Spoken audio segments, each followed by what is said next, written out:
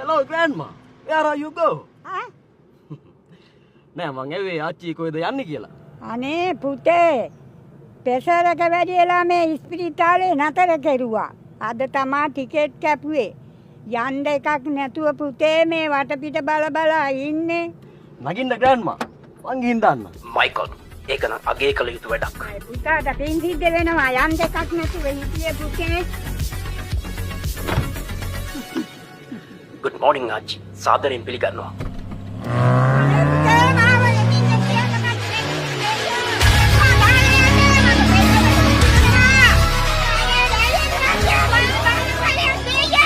ආච්චි ගැනවත් හිතලා අපි පොඩ්ඩක් හිමින් යමු මයිකල්. Don't worry kid. ආච්චිට කිසි ප්‍රශ්නයක් නෑ. ආච්චි හොඳින්.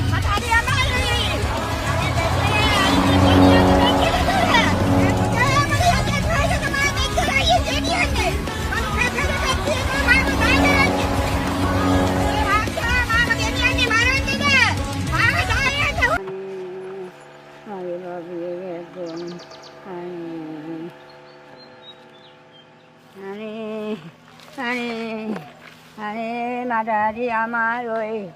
ආපහු මං ඉස්පිරිතාලෙට ගිහින් දාපල්ලා.